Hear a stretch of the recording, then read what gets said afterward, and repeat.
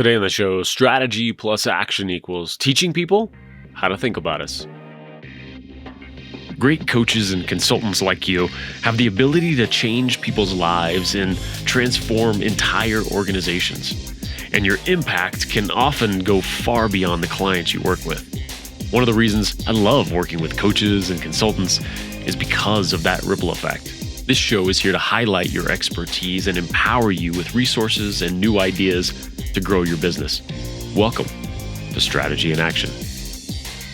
Marlena Semenza is on the show today, and we're talking about being very intentional when it comes to crafting that image and how people perceive you. Of course, we can't be in full control of how others perceive us and what they think about us, but we can be very purposeful in what we put out into the world.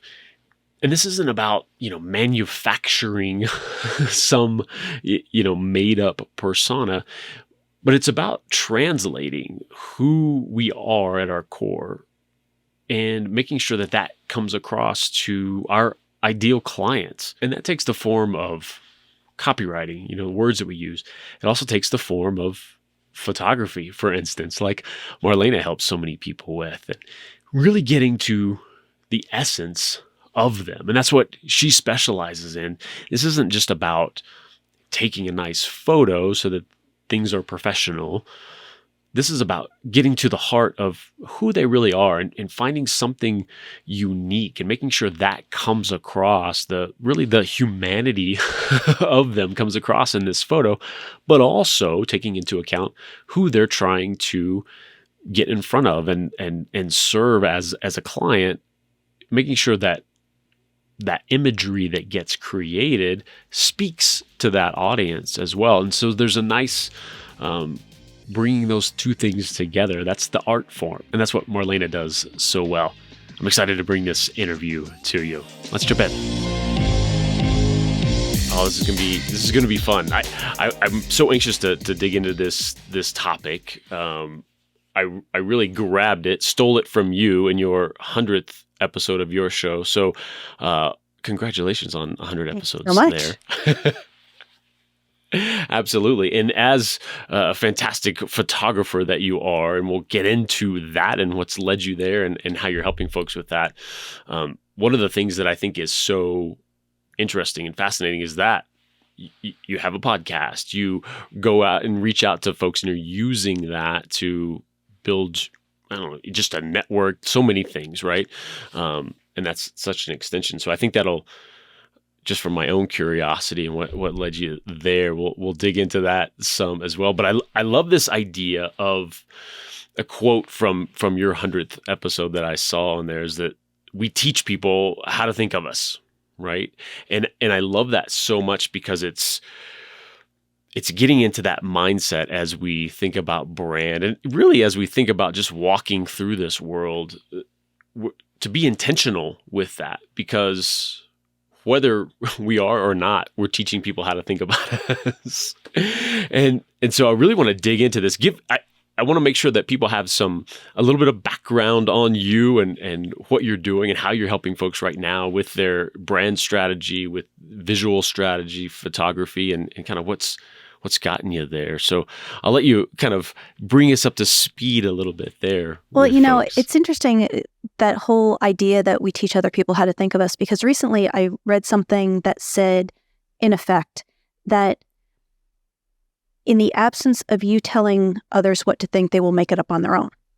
And so as we move forward as business owners, as entrepreneurs, as anything that you are in this world, if you don't teach people how to think of you, then they will make it up on their own. And I do think that it's really impossible to dictate what others think, but I do think that you can also steer the conversation. And that's what I endeavor to help people do. What I do is I am a photographer and visual strategist. I am one of those rare birds that graduated with a degree in photography and kind of ran with it from there. And now what I do is I help people create a visual strategy to help steer their reputation. How does that extend beyond the photographs that they maybe come to you for, like, I know I need some good photos, and like, well, let's even think bigger. I think what people don't do enough of is realizing that social media or anything on the internet, it's really a conversation. You can choose for it to be a one-way conversation, or you can choose for it to be a two-way conversation. But there's still somebody on the other end. So if you are trying to steer your reputation, if you are trying to create a brand, you really have to dive into, who am I speaking to and what do they need to know? And so that's a lot of, when people come to me, that's a lot of what we dig into first. Because once we know who we're speaking to and what they need to know and what makes the person unique, then we can start to create images that have some kind of a plan to them. Yeah, that makes a lot of sense. Like, yeah, obviously getting into that, know your target audience. And it's interesting because I don't think that conversation is there enough around this aspect of that. We talk about it in terms of words and copywriting and hitting those pain points and all of that. I honestly haven't seen the conversation, heard the conversation going on out there around, okay, well, maybe the types of photographs, how you photograph yourself, what you put out there, should resonate with that target audience, and it's going to resonate with this group if you do this way, or that group with that way. Do you have some, I guess, to paint that picture a little bit? Do you have some examples of, if you have a consultant there who's ready to hit a certain vertical, a certain industry, like how they would think about it? Let's just say that I am an entrepreneur, and my clientele and the people that I'm trying to reach and the people that I'm trying to have this conversation with are high-powered attorneys that work on Wall Street, live in New York City, don't have a car, shop at Neiman Marcus, no kids, eat at the finest restaurants, travel the world. That's one conversation. Now, let's say my clientele are moms of 5 who drive a minivan, shop at Target, live in the suburbs. There is nothing wrong with either conversation, but what those people care about is going to be different. The people that they are going to relate to are going to be different. The things that they aspire to may be different. So it's really digging into who is on the other end of this conversation. So in that scenario, let's say if you're building out the look of your full website, including photos and all of that, I mean, already I can imagine the different looks that you're going to present, right? So how does that manifest itself? Like, how do you approach that then? Take the attorney. If this person doesn't have children and they are world travelers and you're a traveler, you may want to hit some of that in your images because it creates commonality. And same thing with the mom. If you're a parent, you may want to show and speak about your time with your children and why that's important and all those types of things, because once again, it creates commonality. And what we're trying to do too is we're trying to kind of build a friendship, or at least a pseudo friendship, that when somebody looks at us, they think, oh, I could hang out with that person. I could be friends with that person. Well, we hang out and we are friends with people that are like us generally. So it's finding those commonalities and stressing those commonalities. Yeah, I like that too. And that makes this point of this broader topic as well. And one of the things that I think people have issue with as they go down this road, right? Teaching people how to think about them, being intentional with how you want to come across and all of that. I love it. I think it's fantastic. And I think it's so incredibly important for the folks that go, well, that's it. Like, if you go one step down that road, oh, that's manipulation. That's this, that's, you're not being your true self and all of that. I have my thoughts on that. How would you address those folks? One of the most cringy words to me is authentic. Because everybody talks about, being authentic, being your authentic self. If you show the things that you are, how are you being anything else? And sometimes too, where we are may not be where we want to be, but there's a place we want to get to. So as you're striving to that, you're still being authentic to the journey and to you. So that word kind of strikes a little nerve with me. Yeah, I put it in the same category of like giving yourself your own nickname. Like if you have to say that you're authentic or being authentic, like that's a result. That's just, I'm going down this road. So I agree with that completely. And what's interesting is that for me, I put it in the same bucket as developing people skills, understanding other people, finding these different ways to relate to other people better, because all of these things are skills. And I can have the best intentions in the world. I can be whoever I want to be on the inside. But if I don't have the skills to convey that in words, imagery, presence, well, then it's not going to get received. And then I'm here, well, why doesn't anyone understand me? Well, because this is what you're putting out. And for this person, it means these three different things. And it's not what you intended. Yeah. And another thing that drives me absolutely insane is fake it till you make it. Because if you are faking it and you are faking it, that is going to play right into imposter syndrome. Because you're a fake. So I think a better way to look at it is, okay, I may not be where I want to be right now, but I am taking the steps to get there. And each step that I take and each time I plant my foot, I am solidly where I am. And so, yeah, it's a whole thing. No, absolutely. And we can get into nuance here. And there is something to shifting your identity on the inside and moving and taking action from that place. Exactly. Which is what you're talking about. Even though the external world may not reflect that right now, if I feel in my soul like I'm a published author, like that is it's just a matter of time, right?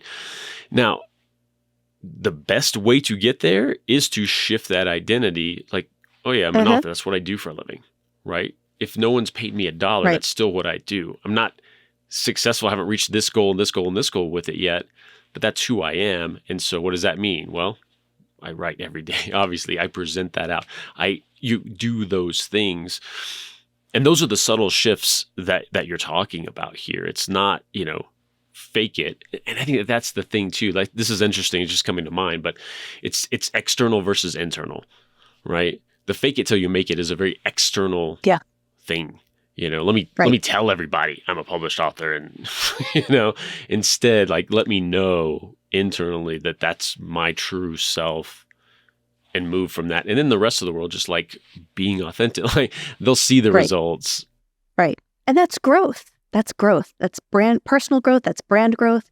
And growth is never static. It's a fluid journey. When someone comes to you for help on these different things, what's kind of step one for them once they come in? Like, here's who I want to reach. These are my ideal clients.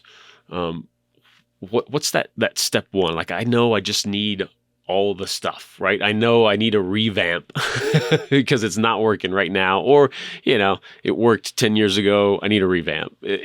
What's step one with them? The first thing that we do is we have a conversation and see if we're a good fit, because I don't think that photography is a one-size-fits-all, and I have to fall a little in love with everybody that I work with, because that's the only way I can get other people to fall in love with them too. And I'm not saying that from the standpoint of, oh, well, I don't like you, or that's not what I mean. But what I mean is sometimes there's going to be somebody else that is a better fit to tell the story than I am. So I think so we start with that. It's just kind of interviewing each other and seeing if we're a good fit. If we are, then there's a questionnaire that they have to fill out. And once they have gone through that questionnaire, then we sit and we have a conversation about everything that they wrote down and try and form a plan from there. And some of it is, I also want to see where they are with their images, and are they reflecting what the intent is? Is there a gap? What kind of gap is there that I need to fill? Is it a complete redo? And also, one of my favorite things to ask people is, tell me some fun facts about you. Because out of that can come some of the best images, because things that they didn't think would be of relevance and matter wind up being, wait, how come we're not showing that? That's great. And this is how we can use it. So that's some of what we go through. That's good. And I think I imagine there's kind of a Venn diagram, right, of the overlapping things of like their uniqueness, what their target clients need to see, want to see, and then maybe a little mystery of neither one would ever think that would be a great thing, but that's kind of what you bring in to be that third component to go like, you just gotta trust me on this one. We're gonna go shoot in this abandoned place. It's gonna be amazing. No client would ever ask to see someone like, I need to see people in an abandoned site, and you would never think of it, and it doesn't even relate to you, but visually, or man, there's this component that just when I saw you describe it, it lit up, and we're gonna bring some of that in there. To give you an example, there's a gentleman that I know, and one of our initial conversations was, and this was pre-pandemic, and then we all got thrown into captivity and it became a whole different world. But he was a sport fisherman in his prior life. And now what he does is he restructures businesses to keep them out of bankruptcy. And so he said, I've had people tell me I should take the sport fisherman off my resume. And I said, not only are you not going to do that, but we're going to lean into that. Because let's think about the things that a sport fisherman does. He needs to know where to go to find the fish, what bait to use for the fish, when the fish is too small and needs to be thrown back, when it can be released, all these kinds of things. So how is that any different than business? So it's finding those things and leaning into it. So now you can create great imagery of him in his suit with no shoes on his boat, and speak to all of that, how these things are related and how the skills are related. So it's that type of mindset and that type of process. Oh yeah, and to have a visual hook like that, and something, if you do come across that, you're going to remember that as opposed to the other 10 people you've scrolled past, right? It's such a unique thing, and it's enough. Again, it's those overlapping components, because there are enough people out there who need that help, who are interested in fishing or just sports in general, and they're going to relate a little bit more because of that. Not to mention, the association we have with success, right? Oh, he was crazy successful in this thing, and he says he's successful in this. Like, there's external, and he says he's this. I just buy it a little bit more, right? Even if there's no logic to it, we as humans, the more success we see from someone, like, oh, okay, let's have that conversation, right? And I know you can relate to this, because as a creative too, it's our brains work that we see things in visuals. So as somebody's telling you a story, your brain is processing the image, and then it's just creating that image. I had another client that she has spina bifida, has had it throughout her life, yet she is also a champion kayaker. And so one of the things that she wanted to convey was to be able to see past your disabilities to the things that you can do. So we did a image of her wheelchair flopped over upside down on the dock, and we shot through the spokes of the wheelchair to her in her kayak. Like I said, it's just letting your brain kind of be like pop rocks and go all over the place, and then grounding it back down in an image. It really is. It's the difference between a documenting approach. I need photos. Here is your photo. To a creative, a storyteller approach. Here's what I do and I want to convey on my site. Awesome. Here's how we're going to tell that story in an image, in 6 images. And that's really strong. That's it's a more engaging, more human approach. And it comes back into that intentionality, right? Like want to convey the fact that, these 7 things are really important to me. Here's what I do for a living, but these things are so important and integral into how I Right. work with a client. Yeah, let's throw all of those in there. And I think that's powerful. It's more interesting, and that's what we need, that to break through the noise on both sides. We need to, as someone trying to generate a client, we need to break through that noise. But as consumers, we want someone to break through that Right. noise Right. to get to us, because we're trying to sort, okay, I know this thing needs to get done. Who in the heck do I choose for that? Yes, I understand that you need a headshot. There's a time and a place for it. There's applications for it. But that's one of the things that makes me a little crazy too, is when people equate headshots with branding. Because all you've done is show me what you look like, but you really just haven't told me anything about you. So that's where the branding comes in. It's the storytelling part. It's the telling me who you are, not just what you look like. Oh, I love that. So speaking of that, of branding and storytelling, why have you chosen to have a show? And I think you've had other shows in the past, right? I did. I had one that I dabbled in prior to being thrown into captivity. And then as soon as COVID came about, I was watching everybody kind of flounder. And I thought, you know what? Tips. Everybody can use tips. So I grabbed 100 of my friends who were in various industries, and we did just a series. It wasn't even a podcast. It's just sits on YouTube, called Move the Needle. And each one of these people, they worked in branding, they worked in marketing, various stages of business. Everybody's job was to give one tip to move the needle on your business or brand. And I think the average one was 3 minutes long. So I was never really comfortable on video, but after 100 episodes of that, you get over yourself real fast. And so when I was kind of restructuring my own brand a little bit, somebody said to me, well, you should really have a show. And so the point of the show was as a value add to whoever wants to build a brand, because it still speaks to people who have built brands. Or there's one on imposter syndrome. There are all the things in there that I think would be helpful for people. And so that was the idea behind the show. Is Your Iconic Image? Is that the? Yeah.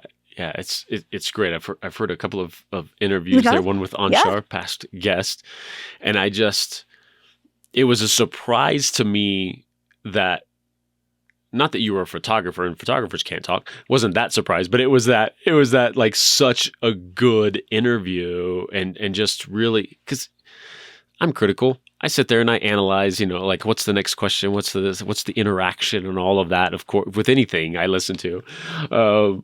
And I really had that distinct memory of like, oh, this is so good. I love her line of questioning and all of that. So before I even knew you, I was impressed with you and the show. So it's really just comes from being naturally curious. People fascinate me. And so, and photographing people is a way for me to get to know people. And I don't know. I love when people let you in. I love to watch people and see what their quirks are and their tells are and things like that. Like I said, people fascinate me.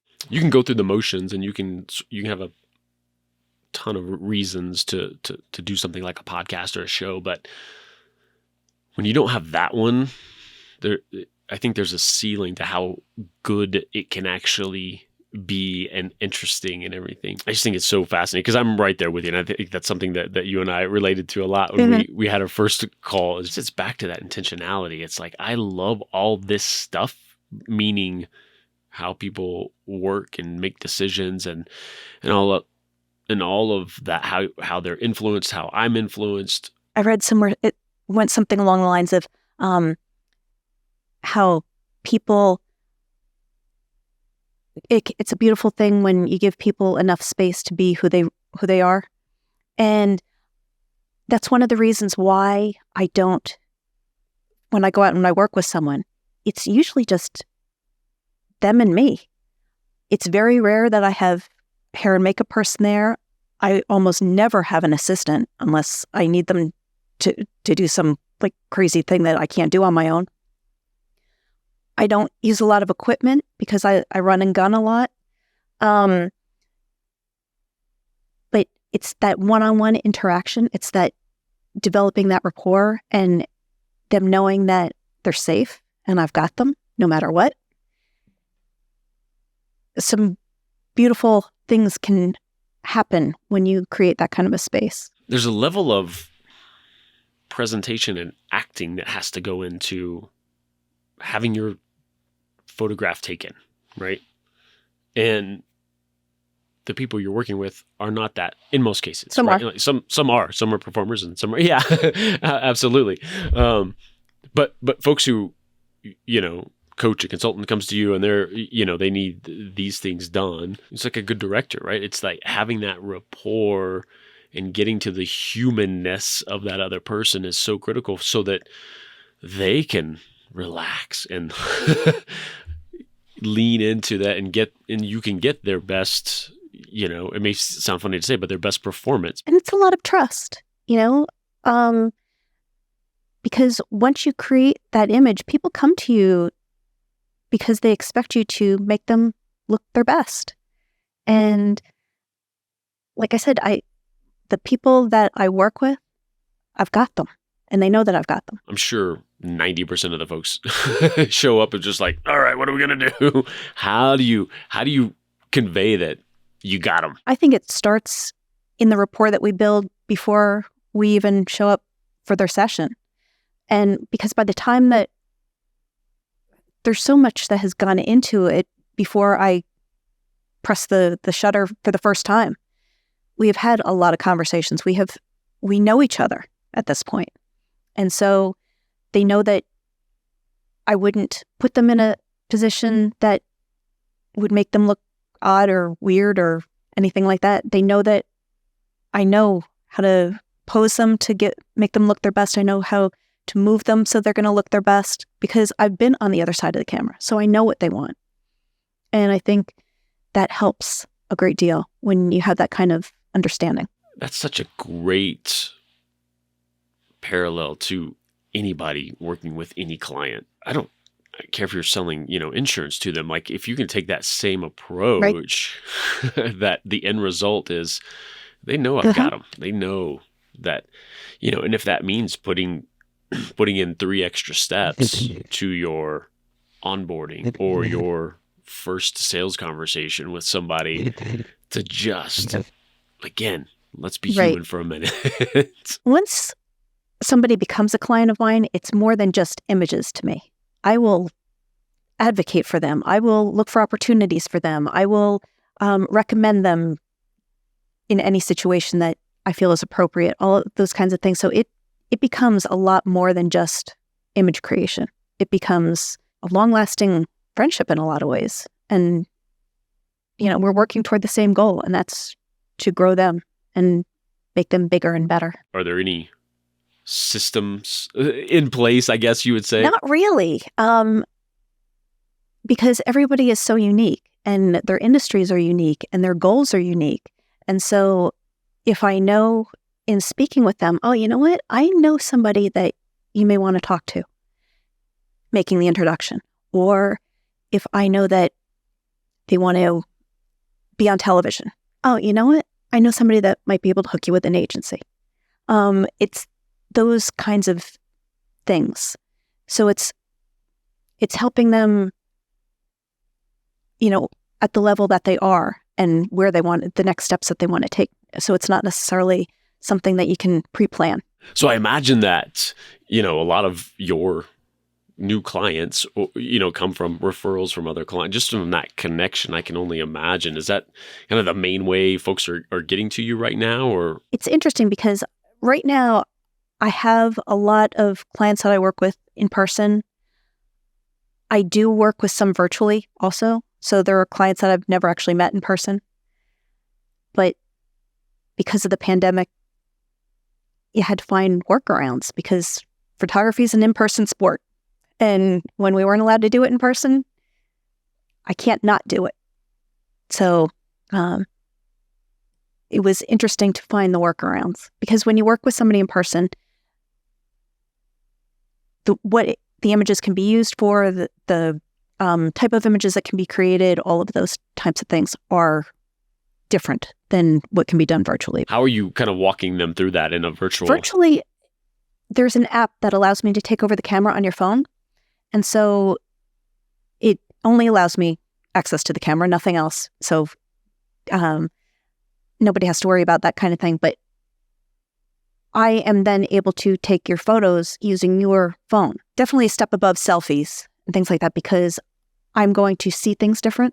And also, you don't have to worry about finding the right light or the right background or any of that kind of thing because all I need you to do is kind of show me around and I'll tell you where we need to be. And then the images, after I take them, they come to me. It's better if there's a second person on their end, somebody that I refer to as a VAT or a voice-activated tripod, just to hold the camera and go up, down, left, right when I ask them to, because things that, and once again, as a creative, where we would place the camera, the lenses we would use, the angles we would choose are automatic to us. They're not automatic to everybody. And so it's easier if I have somebody that I can direct as opposed to having the client get out of the scene, adjust the camera, and then get back in the scene, which I have done, but it just goes a lot smoother the other way. But in a case like that, when you're doing virtual images, you have to be a really, really good communicator and very specific on your direction. Because if I say lower the camera, they may tilt it where I just want them to take it and actually lower it. So you have to be very, very specific. That's good though, but that is a great workaround. And again, for folks, it is a step up from just throwing their camera up and trying to get a couple of selfies to put on LinkedIn or something. Like this is a step up, right? And the good news is it doesn't matter where you are at that point. I just did images for a woman over in Greece. Never met her. I would love to go to Greece now after seeing it. But you can be anywhere and get the images that you need. They're primarily for social media, but that will get you through and create content for you. Oh yeah, absolutely. So who needs to reach out? What's going on with them right now that I need Marlana? Startups are not a good fit for me. You need to have a little momentum behind you and a little idea of who your brand is and what your brand's about. If you are looking to, if you're teetering on the next tier, I can help. If you are looking to make the leap into something bigger, I can help. Also, people who have a visual piece to their brand. So, for example, if you are an accountant, let's say, and all you plan on doing is sitting in a room and crunching numbers all day, and that's your intent, this probably isn't the process for you. I'm not saying that you still shouldn't have some kind of a brand, because I do think that it's important no matter what industry you're in. But if you are going to invest into visuals, you usually need a visual piece of your brand that you are seeking to make bigger. That makes sense. So how do people find you, reach out? The best way to reach me is probably just go to my website, which is marlenasemenza.com, because any way that you need to reach me can be found there. And you can also see samples of in-person work. You can see samples of virtual work, and podcast is on there. Everything's on there. All my social media is on there. Ah, I love it. I encourage everybody to do so. Thank you so much for being on. Well, thank you. And we'll see you all next time. Thanks so much for tuning in and being a part of this show. If you want help creating authority building video content or even a client generating show of your own, go to MediaLeadsCo.com and let's connect. I'll talk to you soon on the next Strategy in Action.